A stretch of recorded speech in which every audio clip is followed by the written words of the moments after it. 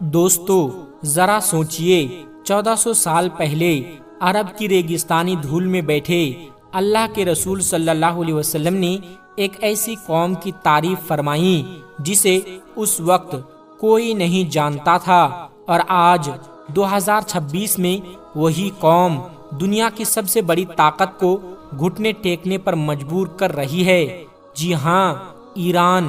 سن کر حیران ہو گئے نا؟ یقین مانیے آج جو میں آپ کو بتانے جا رہا ہوں وہ آپ نے کبھی نہیں سنا ہوگا۔ اگر دل میں ذرا سا بھی ایمان ہے تو اس ویڈیو کو انت تک ضرور دیکھیے گا، کیونکہ یہ صرف ایک کہانی نہیں بلکہ اللہ کے رسول حضرت محمد صلی اللہ علیہ وسلم کی وہ پیشن گوئی ہے جو حرف بہ حرف سچ ہو رہی ہے اور جو آپ کو پوری طرح چونکا دینے والی ہے۔ دوستو، آج سے 1400 سال پہلے جب پوری دنیا قبائلی جنگوں اور اندھیرے میں الجھی ہوئی تھی، تب رسول اللہ صلی اللہ علیہ وسلم نے فارس یعنی آج کے ایران کی اس قوم کی ذہانت کی گواہی دی تھی۔ حضرت ابو ہریرہ رضی اللہ تعالی عنہ بیان کرتے ہیں کہ ہم نبی کریم صلی اللہ علیہ وسلم کی محفل میں بیٹھے ہوئے تھے کہ تبھی سورہ الجمعہ کی آیتیں نازل ہوئی۔ صحابہ نے پوچھا، یا رسول اللہ صلی اللہ علیہ وسلم، یہ کون لوگ ہیں؟ آپ صلی اللہ علیہ وسلم چپ رہے۔ دوسری بار پوچھا گیا، پھر بھی خاموشی۔ جب تیسری بار پوچھا گیا تو آپ صلی اللہ علیہ وسلم نے اپنا مبارک ہاتھ حضرت سلمان فارسی رضی اللہ تعالیٰ عنہ کے کندھے پر رکھا اور فرمایا، اگر ایمان ثریا ستارے کے ایک جھرمٹ کے پاس بھی چلا جائے تو ان اہل فارس میں سے کچھ مرد اسے وہاں سے بھی حاصل کر لیں گے۔ صحیح بخاری اور صحیح مسلم۔ دوستو، آج اس حدیث کو غور سے دیکھیے تو دل کانپ جاتا ہے۔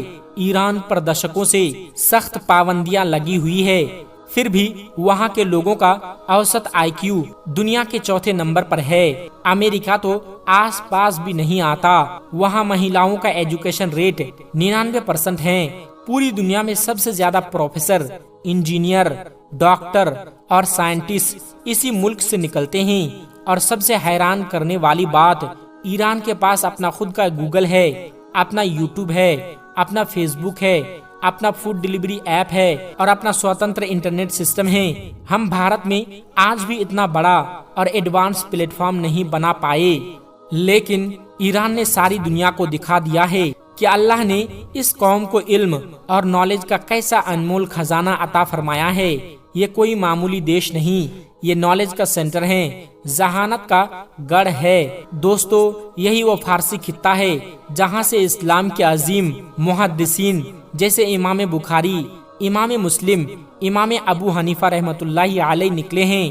اسی پرانے خراسان اور فارس کے علاقے نے اسلامی گولڈن ایج کو جنم دیا۔ یونانی علم کو صرف محفوظ نہیں کیا بلکہ اسے تجرباتی سائنس میں بدل کر آدھنک دنیا کی بنیاد رکھی۔ کیمسٹری، ریاضی، کھگول، وگیان، چکتسا، ہر چھیتر میں ان کی دین بے مثال ہیں۔ اور آج 2026 میں جب ہم ایران کو دیکھتے ہیں تو رسول اللہ صلی اللہ علیہ وسلم کی وہ پیشن گوئی آنکھوں کے سامنے سچ ہوتی ہوئی نظر آ رہی ہے۔ اتنی سختی اور دباؤ کے باوجود یہ ملک ٹوٹا نہیں بلکہ اور مضبوط ہو کر سامنے آیا ہے۔ اللہ نے اسے ایک کوچ کی طرح بنا رکھا ہے۔ لیکن دوستو، بات یہی ختم نہیں ہوتی۔ اسی پرانی فارس اور خراسان کی سرزمین سے ایک اور بڑی نشانی کا ذکر ملتا ہے جس کی بشارت خود نبی کریم صلی اللہ علیہ وسلم نے فرمائی ہے۔ خراسان نام سنتے ہی دل کانپ جاتا ہے۔ فارسی بھاشا میں خراسان کا مطلب ہے جہاں سے سورج نکلتا ہے۔ یہ علاقہ پرانے نقشے میں ایران کے پوروی حصے، افغانستان کا بڑا بھاگ، ازبکستان، تاجکستان، ترکمینستان تک پھیلا ہوا تھا۔ یہیں سے ابو مسلم خراسانی نے بنی امیہ کے خلاف آواز اٹھائی تھی۔ یہیں سے علم، تصوف، تبلیغ اور جہاد کا نور پھیلا تھا۔ یہ کوئی معمولی زمین کا ٹکڑا نہیں بلکہ جہاد، علم اور روحانی قیادت کا مرکز رہا ہے۔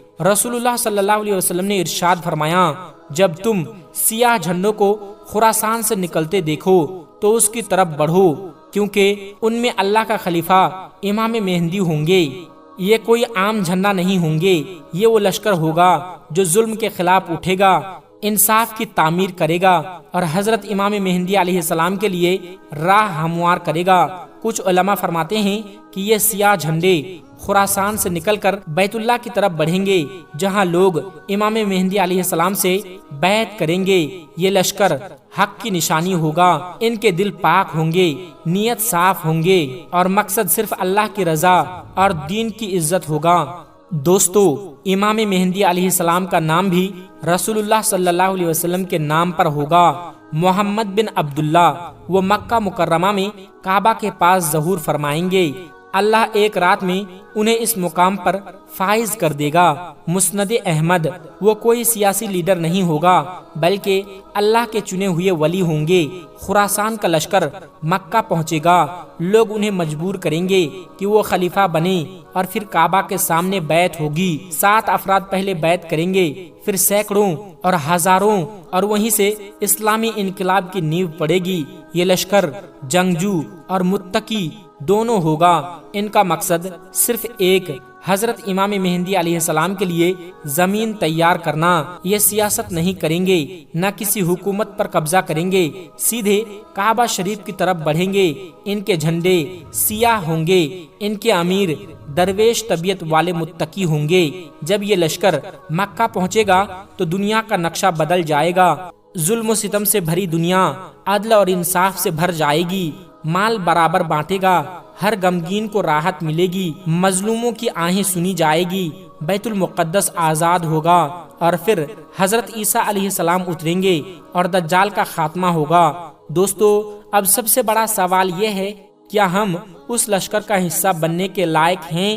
آج ہم مسجدوں سے دور ہیں، قرآن سے غافل ہیں، حق کی آواز سن کر بھی چپ ہیں۔ کیا ہم اس انقلاب کا حصہ بن سکیں گے؟